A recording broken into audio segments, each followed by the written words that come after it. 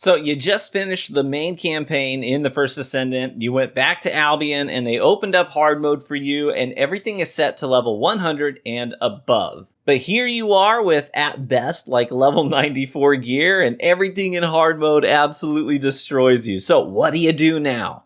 In this video, I'm going to break down some tips to get you up and running in hard mode and give you some direction as to what you should be doing and how you should be progressing. So let's get cranking. The biggest hurdle that stands in between you and both doing more damage and tanking more damage so that you can thrive in hard mode is definitely modules. So modules are the real end game grind. The first thing on your list of things to do should really be to max out your HP and defense basic blue modules on your Descendant. And definitely make sure that your melee mod slot is maxed out too, as that's going to give you more module capacity to work with.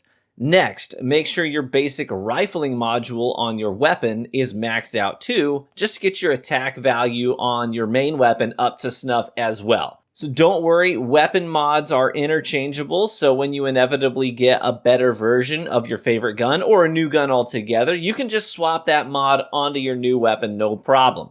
But as you may know, upgrading modules costs both gold and kuiper shards. If you just completed normal mode, you will likely have a surplus of millions of gold to work with, so you're probably set there. And there are tons of kuiper shard farms out there as well. But make sure that you're breaking down all of your duplicate mods at the mod vendor, as that will give you tens of thousands of kuiper immediately to reinvest back into the mods that you want to use. Luckily, farming gold and kuiper, if you need it, is easy to do still in normal mode, and now you're probably pretty OP there, so you can just cruise through some easy kuiper shard farms that you find online, no problem. Once you've got that taken care of, there's a couple of ways that you can progress, but first on your agenda should be knocking out the Hanged Man. He's the last Colossus on the normal list. He unlocks simply by picking up the new quest at the Descendant Instructor in Albion. Honestly, just pick up everything from him. This is the one quest giver in the game who actually has important information to share with you. So I skip like everything in this game when it comes to dialogue and cutscenes, except when this guy is talking, because he's going to break down a lot of important information about upgrading your gear and how to maximize your potential. And he breaks down a lot of the end game grind for you. So read everything he says, and you'll have a much better understanding of the complex loot system in this game. Anyway, he'll give you the quest for the Hanged Man.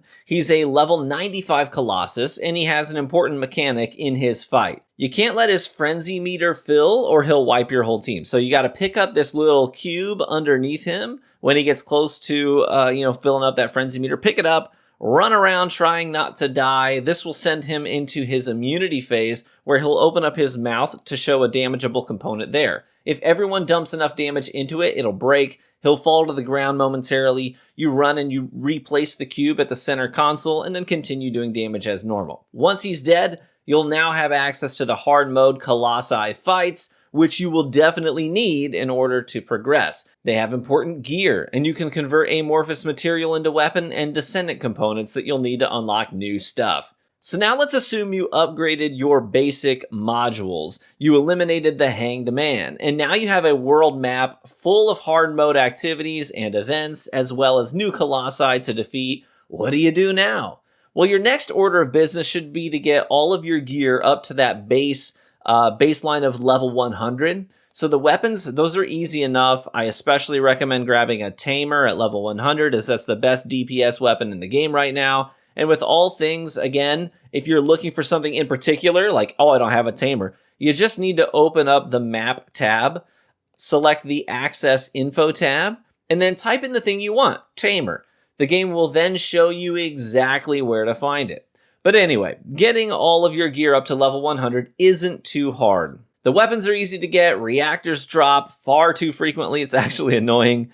It's the external components that are a pain to farm. So let me give you some direction here. One of the best ways to fill out the gaps in your builds is just to run like an operation on repeat. There's an operation in Kingston called Slumber Valley that's very accessible for players new to hard mode without endgame builds yet. So run the op. You can actually select at the beginning of the op, what your endgame drop is going to be if you want it to be You got a couple of choices between a couple of different amorphous materials. So as you're farming it, switch it up every now and then so you get a stockpile of both of those. Anyways, run the op. You'll get lots of gear to drop, including all the external components that you need to hit a new baseline.